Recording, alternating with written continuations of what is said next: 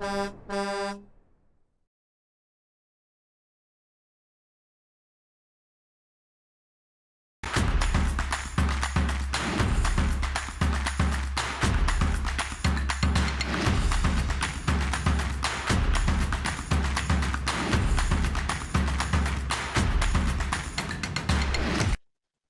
everyone. Hi Alexa, how are you doing? I'm pretty good, and you?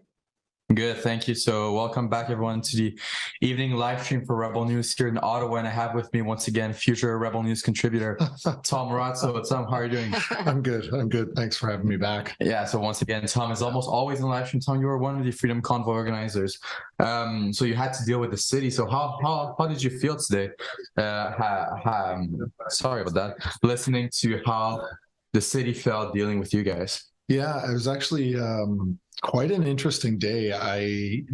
For the longest time, even from day one after the testimony originally, I had repeatedly said over and over that I was very concerned about the fact that at no level of government was there any will to talk to us. And when you listen to the testimony today from the OPP, it's really interesting to hear that they actually seem to be advocating to talk to us or to set the conditions to get some really good, solid dialogue going.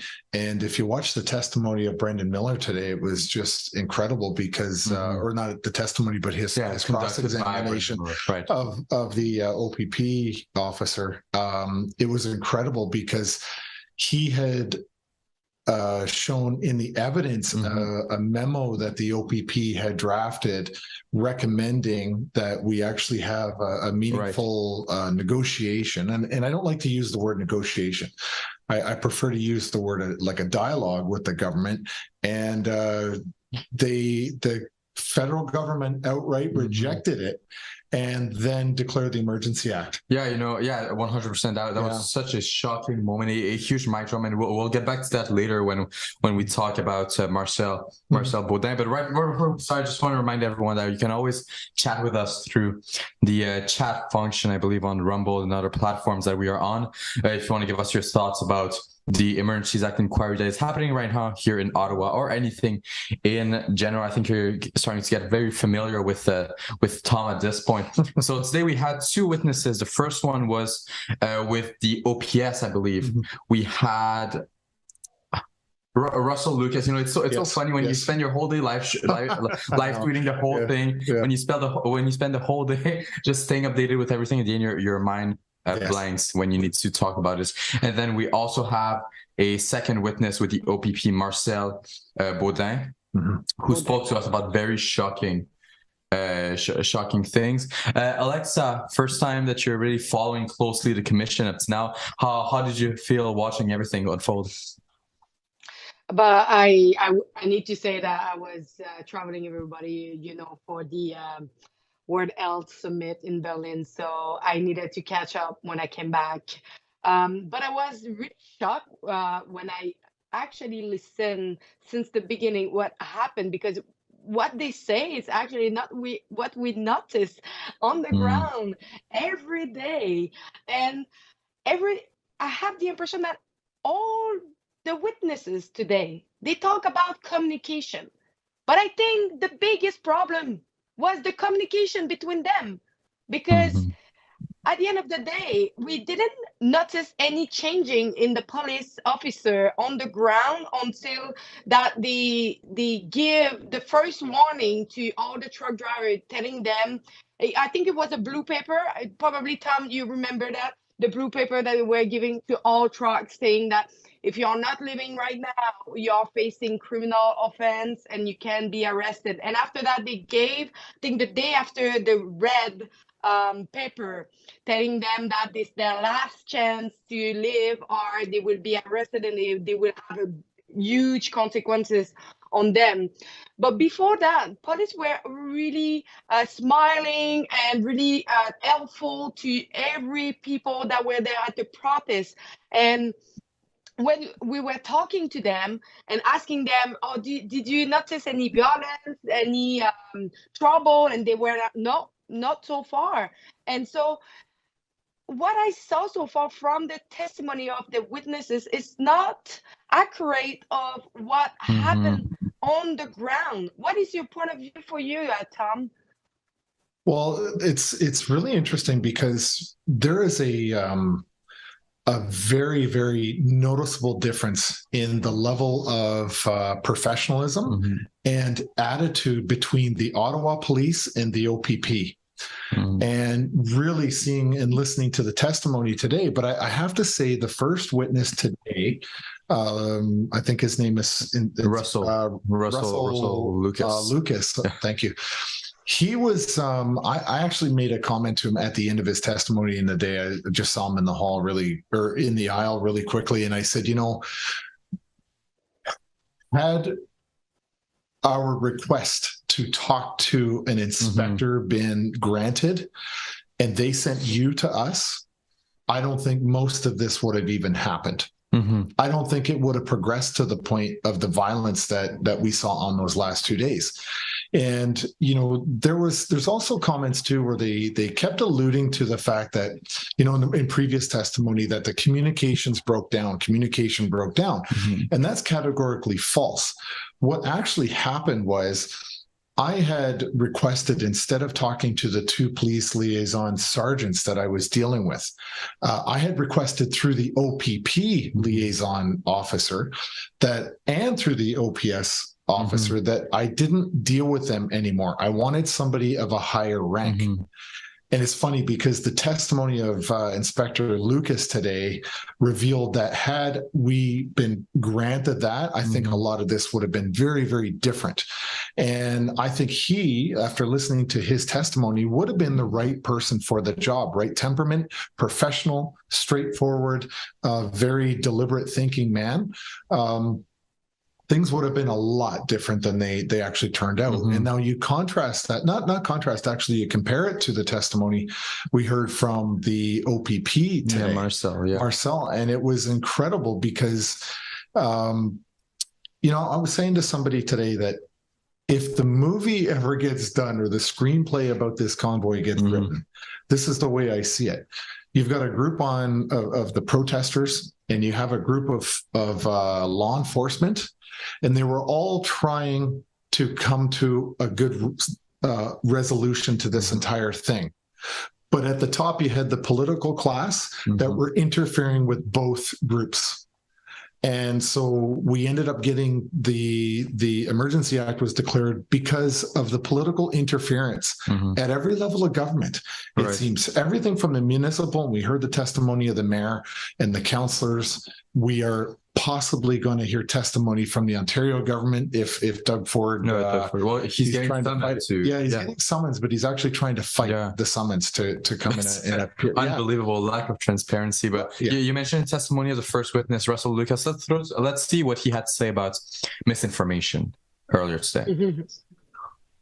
In your witness statement, you noted that there was an issue with misinformation and disinformation and its impact on the policing of the Freedom Convoy. Could I just ask you to expand on that?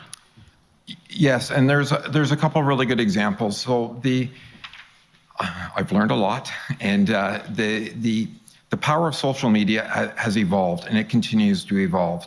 And when we look at when somebody sends out, we try to put out information from legitimate sources, and you try to make sure that they're verified. So we always refer people back to our website to look for true information. Misinformation comes when people are sending out unintentionally wrong information, and then it gets shared, and then you're trying to put that genie back in the bottle.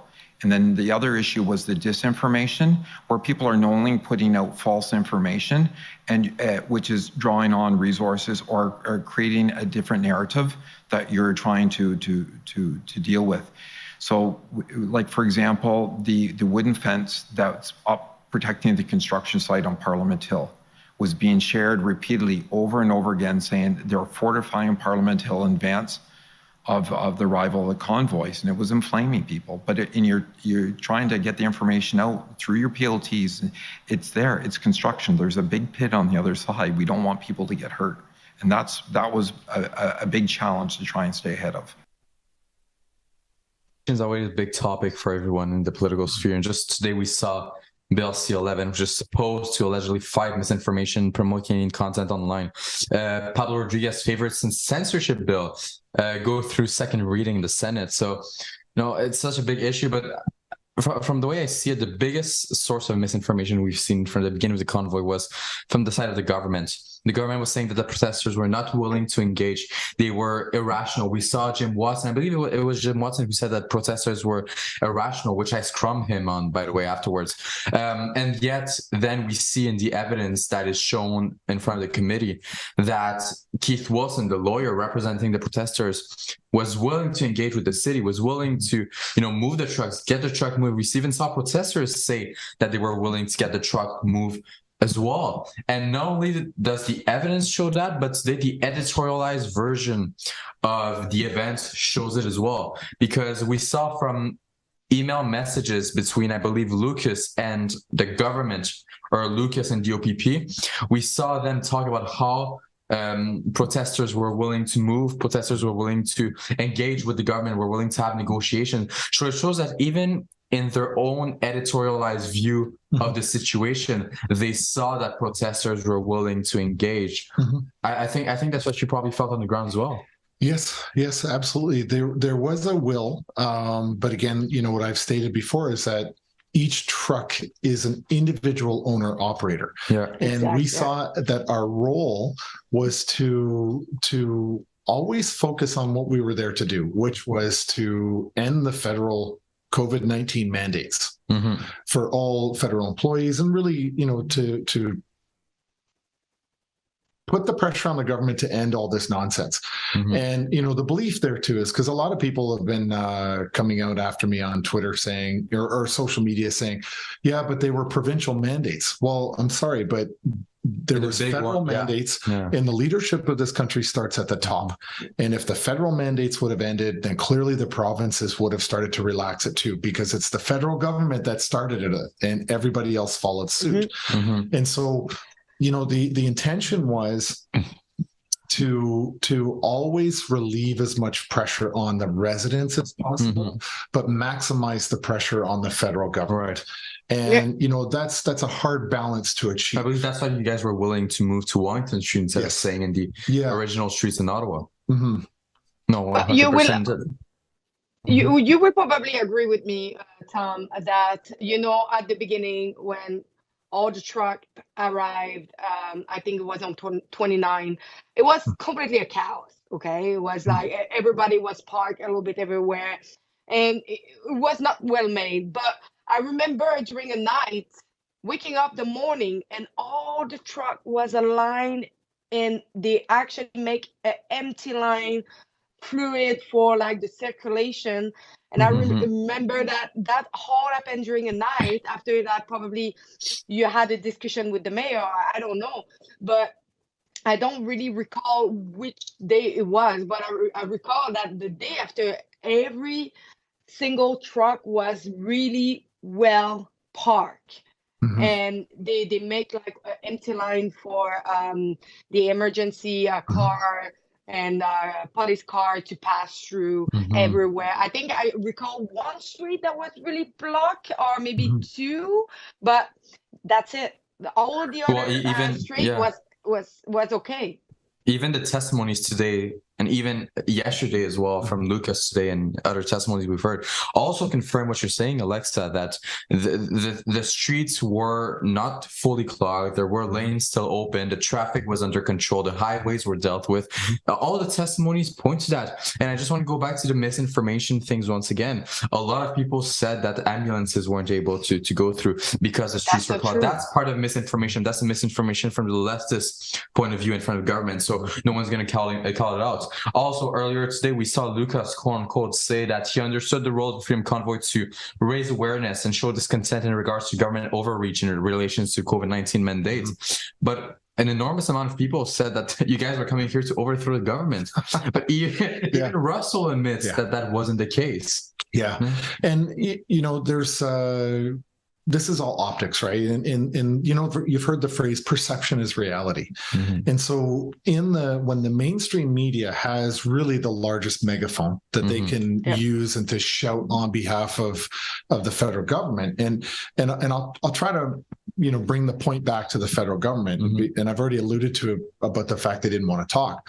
But when the federal government is creating this narrative and they're using the government-funded liberal media to shout this at the top of their lungs and bombard people in their homes through their TVs with it, of course, that narrative actually starts to work.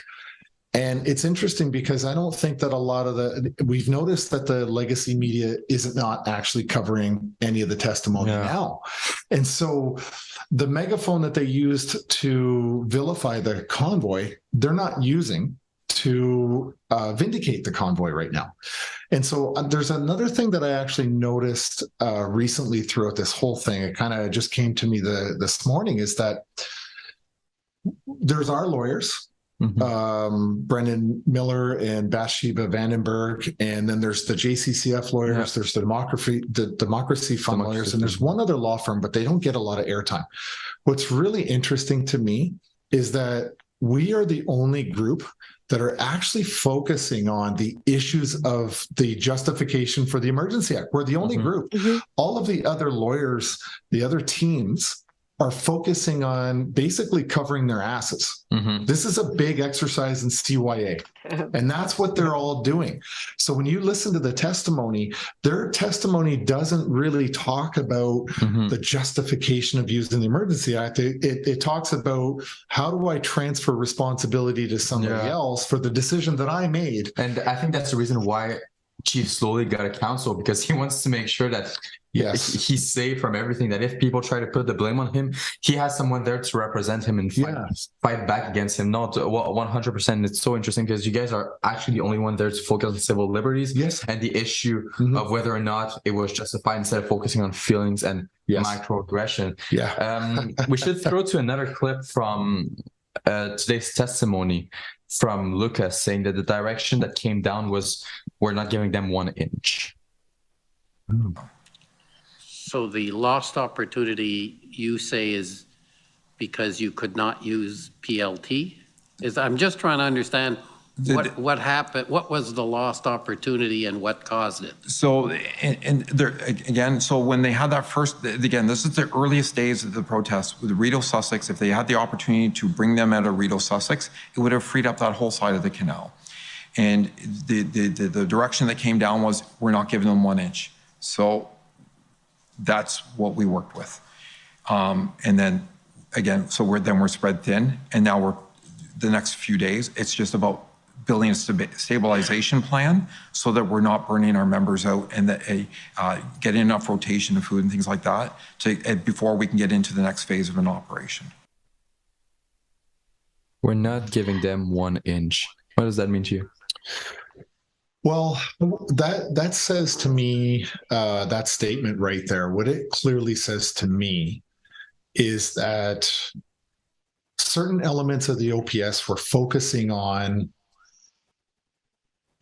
finding the balance again between people's legal right to peacefully assemble versus the political class and maybe some of the leadership within OPS that from day one were setting all of the conditions in place for extraordinary powers so that they could go in and break the convoy. So you could see by that statement to me and the expression on him, and that's why I was referring to him today, saying, had I been, or we been given the inspector that we requested, and had we been given him, I think we would have had a very different outcome. Because to me, listening to his testimony, he seemed like a reasonable, measured person who wanted to make the balance between public safety, public order, but the public's right to peacefully assemble. Protest, And this is the thing, and you can tell in his statement that elements within his own department and the political class in the town didn't want that. They never wanted to communicate. They didn't want to be seen as negotiating. They definitely didn't want to listen. And I mean, if you really want to know the evidence of why they didn't want to listen, well, look at the facts. They only ever, they say that this is the largest protest that they've ever had in this city. And the highest ranking person they ever let us speak to was a sergeant who's a part-timer on the police liaison team. Yeah, and when you talk about an unwillingness to cooperate, I'm trying to hold on to this clip until the very end because there's so much more to cover today. But we saw later during Marcel Baudin's testimony that the federal government was given a plan to be able to negotiate and deal with the convoy peacefully, and right after they were given this plan, it was written, the plan, I got to say, the plan was written by the OPP. Yeah, exactly. The OPP wrote their own plan. It was given to the federal government, and right after seeing that plan, they invoked the Emergencies Act. Yeah, so they were briefed, and that's what Brendan said in his exit statement with the OPP, is that because this Baudin did not know that his memo or his document that he had written, because he was negotiating with a deputy minister. That's who he was interfacing with in the PMO's office, or one of the deputy ministers. And his memo was forwarded, and cabinet was actually briefed on his memo, on his plan, and they outright rejected it, and they chose the Emergency Act, which is, interesting, because we have seen in Brendan Miller's opening comments again, and then when he was cross-examining the intelligence, the head of intelligence for the OPP, on two different occasions when Brendan Miller got out there, he demonstrated clearly that they could not meet the standard of the Section 2 of the CSIS Act. Thereby, it was illegal to use the Emergency Act. And so really, what more do we really have to talk about? Yeah, we've seen the evidence. The whole case is right there, unless you want to focus on microaggression, the impact on residents. So we know now that they were aware that the leader and the protester wanted to talk, to have a discussion with the government.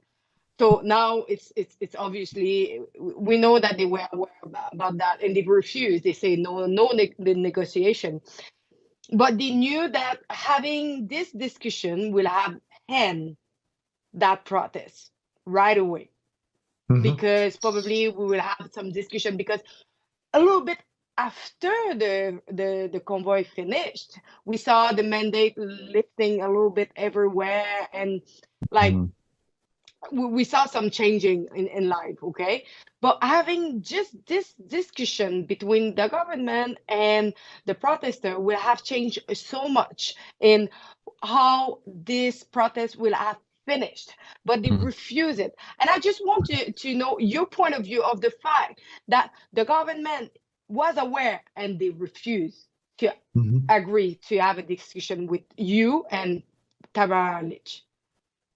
Well, it's interesting, because why would an elected official whose mandate, it's actually, I looked it up, I even posted it on Twitter, the terms of reference, the terms of employment for being a member of parliament is, your mandate is to talk to constituents and hear grievances. And so the fact that the federal government outright rejected any suggestion to meet with us, they viewed us not as citizens, not as voters, not as people that had a constitutional right to assemble. They viewed us as terrorists, their own people. That's ridiculous. And I'm offended by it. I'm appalled by it. And I would have thought, though, one of the things that I would have thought was, they knew that they had, like myself, a retired military officer. They had police officers. We were all publicly known. We were not hiding our careers or our identities. And yet they still, they didn't look at our professionalism, our resumes, where the background we came from, and look at that and say, you know what, maybe we should think twice when you've got former military officers, former police officers coming out and speaking out against us. Maybe we want to take these people seriously, right? Like, we had doctors there amongst us. We had lawyers, we had military, we had police, we had all sorts of, and I don't like to classify it this way, but we had a lot of white collar people amongst our ranks. We had a lot of blue collar people. We were all meshed together, working together. And so when you've got the two groups coming together for one common cause, I don't know how the government ignores that. Well, it's always easier to vilify your opposition, even though they're clearly not what you say they are, and even though you know that they are not what you say they are. We're going to go to an ad really quick. When we come back, we're going to look at Marco Mendicino's justification of the use of the never seen before anti-terrorism law called the Emergencies Act. Thursday in Ottawa, the Public Order Emergencies Commission kicked off. It's an inquiry into the actions of the government, or at least it's supposed to be. The inquiry is allegedly meant to examine whether or not the government was justified in invoking an anti-terrorism law called the Emergencies Act to euthanize peaceful anti-COVID mandate protests taking place in the nation's capital, but also in other locations across the country. My choice! My body! My choice! Now, the convoy to Ottawa spent nearly 4 weeks completely peacefully demonstrating against lockdowns and vaccine passports. It evolved into a nearly month-long street party replete with bouncy castles, hot tubs, street hockey, concerts, and community outreach efforts like soup kitchens and food for the homeless. Rebel News, as we were for the convoy to Ottawa, will be there on the ground in Ottawa to cover the commission from the beginning to the end, because you just cannot trust the mainstream media. And in fact, that's what today's report is about. We've rented an Airbnb in Ottawa where we're sending a rotating cast of journalists to report on the Public Order Emergency Inquiry. Now, you can help support our efforts there at truckercommission.com. The mainstream media's reporting about the alleged foreign nature of the convoy funding was cited as a reason the Liberals invoked the Emergencies Act to arrest, detain, and seize the property, bank accounts, and assets of anti-Trudeau demonstrators.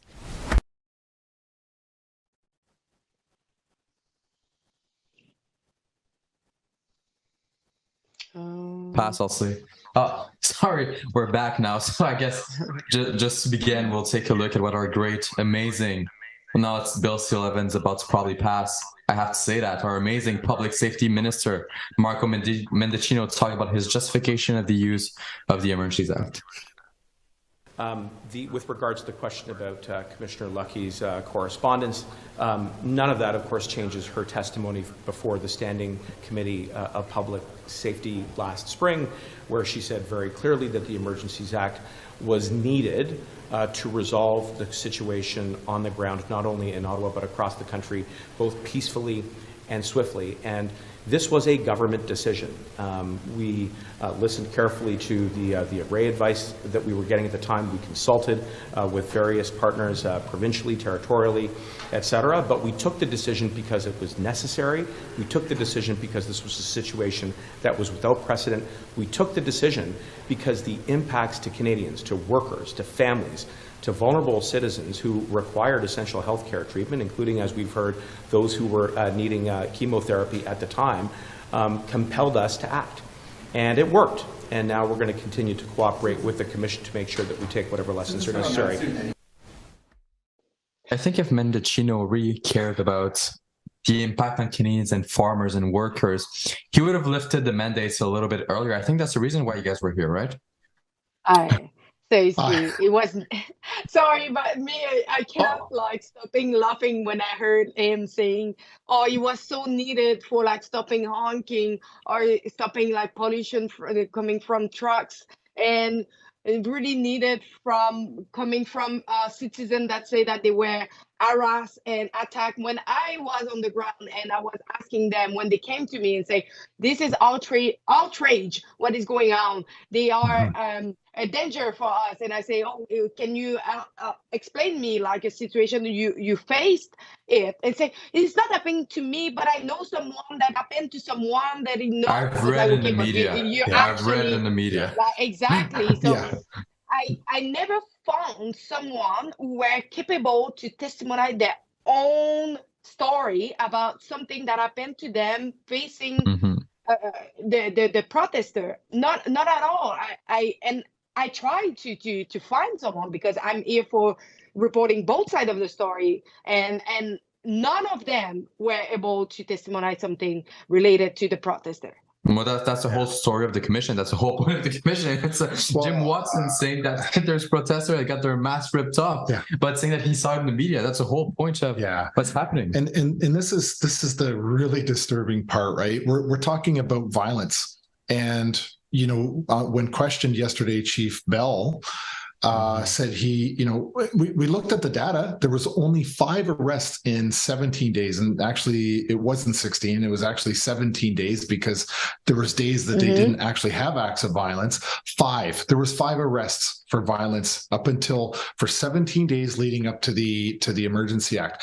And then when pressed what he meant by violence, he said it was more the feeling of violence, right? And it wasn't a real thing. So I got a question for you, and you raise your hand if you've ever been shot in the leg point blank by a ballistic projectile. There we go. Thank you.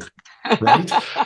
So here we are. We're talking about violence. And as far as I'm concerned, the only violence that I saw was what happened to you, Alexa, what happened to Candace and the other gentleman that were run over by the horse, people that were beaten, Chris Deering, who's a friend of mine who is a veteran, and many other veterans, Jeff Averly, who was also beaten by the police, and all the civilians that were lined up.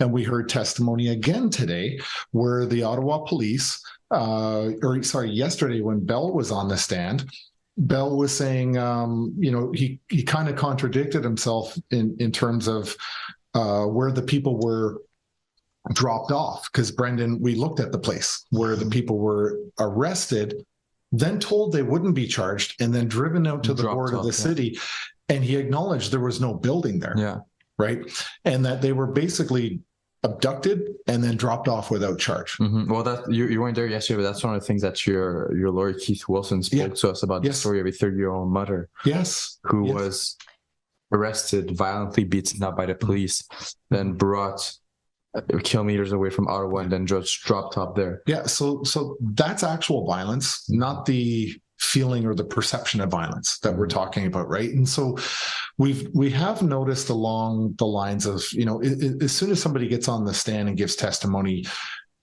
based on the lexicon that they use or the vocabulary, right away which way they're going to try to spin their entire testimony. For sure. That is the lens that they're looking at everything. And maybe that's what they truly believe.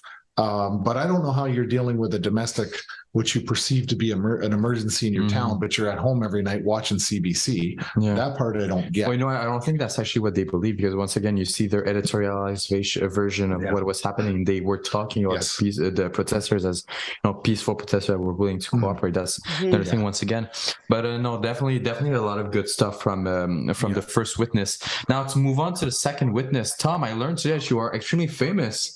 I heard from Marcel Dubien that if you had left the city, 60% of the protesters would have left as well. Follow you. No, exactly. So pretty interesting stuff from Marcel Dubien. But I had a question for you, because you were one of the people that had to deal with the police and basically the police liaison team. And we heard you.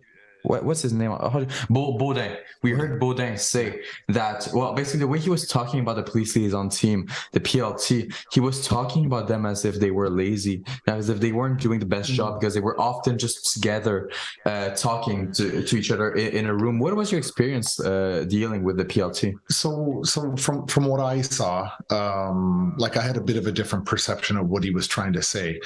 And a lot of the stuff, and this is really kind of fascinating to me, because when I really do feel like when I'm listening to the OPP versus OPS, it is such a contrast in a difference of I don't want to say professionalism, because I've seen a few members of OPS that were professional in some of the testimony, like the one that we had the first witness today. But there's just a difference in mentality. I really felt like the OPP had made every possible attempt, like I said, to strike that balance between allowing people to peacefully protest, but also maintaining public order. And I feel like the OPP really struggled against or to try to align with what the OPS was doing, because the OPP were kind of free of all the political interference. They weren't getting pressured that I've seen from any level of government right now, whereas the OPS had the politicians, including the PMO's office, right in their shorts the whole time. And so you see the difference in political interference. Yes, Marcel Baudin, and I, other than a few comments that he had made today, I have to say my gut feeling from the testimony I saw from him was that he was fighting really hard to always keep this safe and responsible, to protect the protesters, protect the police, protect the public. I think that's just my read. I'm willing to be wrong on that, but he's one of the ones that surprised me, and so did Morris when he and he's OPP as well, the head of intelligence.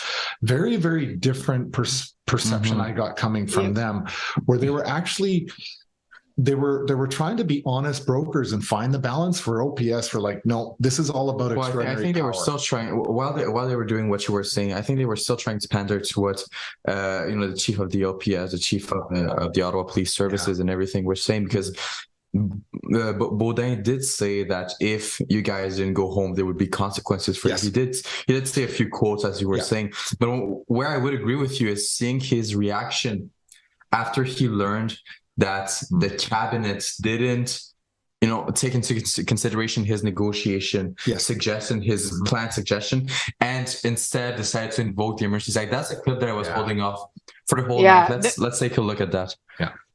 His face is actually... Yeah, he was surprised. He was totally caught off guard by it. Yeah, let's take a look at the clip. Well, I don't exactly know what date it was. It may have been the 10th of January, somewhere around, February, somewhere around there. But I had been called by Deputy Commissioner DeMarco, saying that the Deputy Minister of Public Safety Canada was looking to reach out to me, and then I don't know how that came to be, but ultimately that's how that came through. It was from Deputy DeMarco to myself, a call at night, and just saying, this is going to happen with this. Is this something that you would be interested in assisting us with? Okay. But it was your understanding, based on information from your team, that there were people who were prepared, people on the protester side who were prepared to have this type of meeting. Yeah, like I'm assuming Tom Marazzo was one name that came forward. Tamara Litch was one name that came forward. So there was people that had stepped up as being leaders and had people following them. Yeah, so I don't exactly know what date it was. It may have been the 10th of January, somewhere around, February, somewhere around there. But I had been called by Deputy Commissioner DeMarco, saying that the Deputy Minister of Public Safety Canada was looking to reach out to me, and then. Yeah, that wasn't the right clip. Sorry about that, but we still heard your name in there. Yeah, so even that there was like this will from members. So you heard Deputy Minister for, I think, Public Safety was looking to see if there was any space on behalf of the federal government to talk to any of us. So I thought that was kind of interesting. My name being called was sort of an obvious choice. I mean, I had by that point made some public statements saying that we want to talk to you. So that's nothing about me other than publicly identifying and saying, look, we want to talk.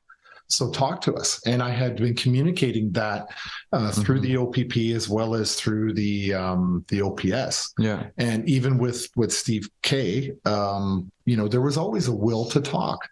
And it was, honestly, I have to say, it was a little bit refreshing to hear Baudin there say that,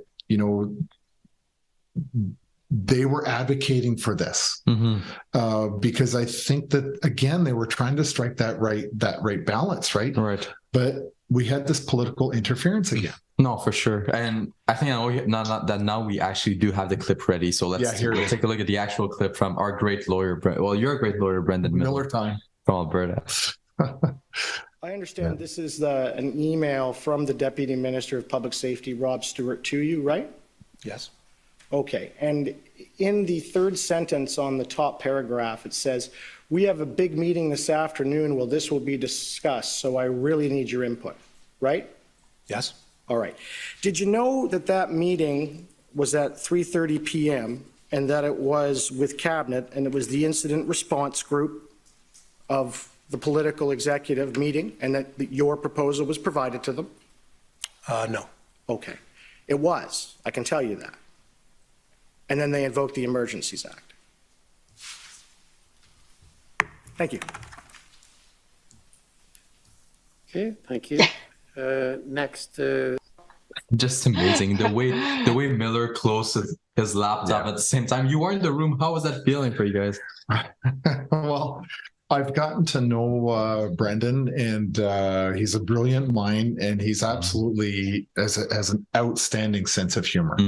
He's great. Yeah. You know, he's also a law professor. Yeah, that's part-time law professor. And I've asked him, I'm like, Brendan, can I sit in on your classes? I think they'd be great. Like, I've learned a lot from the whole entire legal team, right? I'm getting my my law degree through osmosis, just hanging around these brilliant minds, right? And so, but you know, joking aside, it's important that I kind of bring that up, because I'm not trying to be like, in the Army, we call it a barrack room lawyer, right? Where everybody thinks they know the law. Yeah, they know the law, yeah. I've got access to these brilliant minds, so I ask them very good questions. And sometimes I go off on these weird tangents, and the lawyers sit me down, calm me down, and say, look, this is really what it's about. And that has been really, really interesting for me. So when I got up and when I watched his close or his exit with the OPP, I thought it was brilliant, right? I understood where he was going with it. And it's hard to kind of unpack if you're not kind of getting the background explanation. But what I can say with that is that it was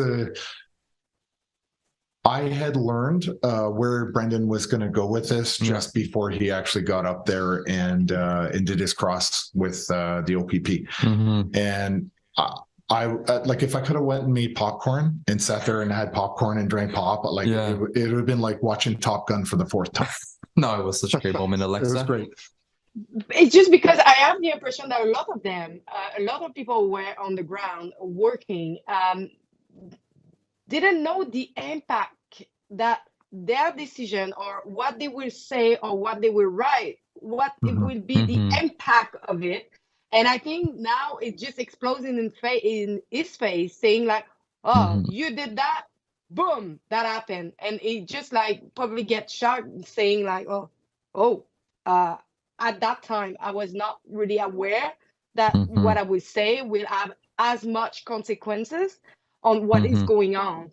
And when we look at the 3 witnesses just today, a lot of them were not aware of so many different topics of what was happening on the ground. So how, without knowing all these information, you are capable to write and to be sure of what you are writing is okay, because you have a lack of information that is missing. You cannot like take a rational decision, I would say.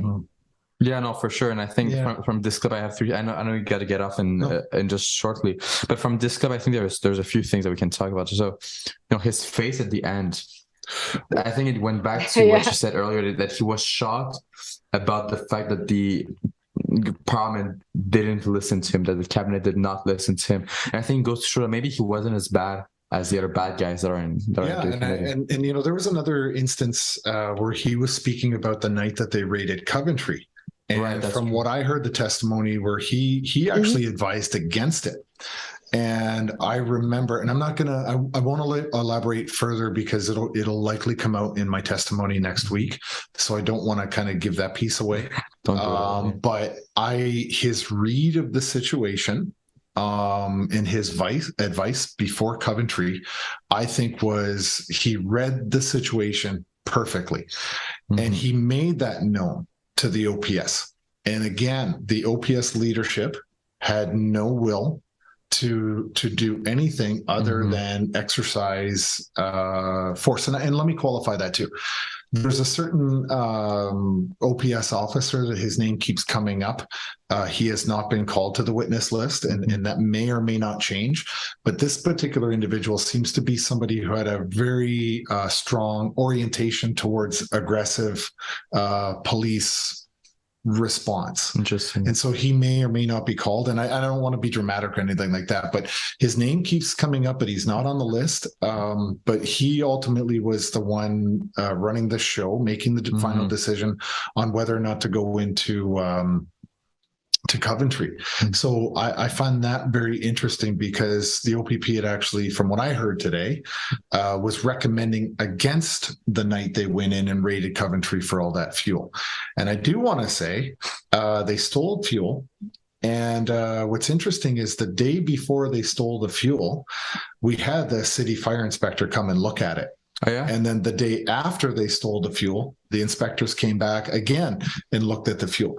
So why they felt like this was such a hot potato that they had to move on right away. Huge risk. Yeah. And we also had, so people understand, we've also had actual inspections from the Electrical Safety Authority on a big hydro panel that we set up with generators, and that's what they were using for electricity in the parking lot, and it was inspected. We paid for it and passed an Electrical Safety Authority's inspection. So when they talk about safety and fuel storage and all that stuff, it's categorically false, and we do have the proof. Oh, it's all political for sure. And there's one thing that I want to throw at regarding the last clip. Later on, the GCCF lawyer asked Mr. Baudin, had negotiations up to that point been handled differently? The situation could have been different. Do you agree with that? Baudin said yes. Later on in the same testimony, he was asked the same question, basically in a different format, but was asked the same thing once again. And he did agree that had negotiations actually occurred, the situation could have been handled differently without the Emergencies Act. So had the cabinet actually listened to the OPP recommendations, the situation would have been handled a lot differently, according to this witness. Listen, it's 7 p.m. right now. We have another interesting guest coming on afterwards. So I guess we'll just throw to a little ad. Thanks for joining us again today, Tom, and we'll definitely see each other shortly. Definitely.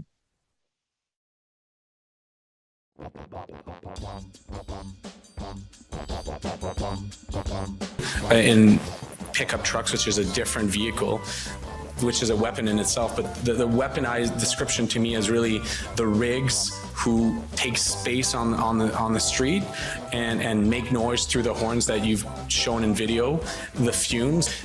That's the description of the weapon, is that truck took space on the road, plus a number of microaggressions. I describe them as microaggressions. All these microaggressions.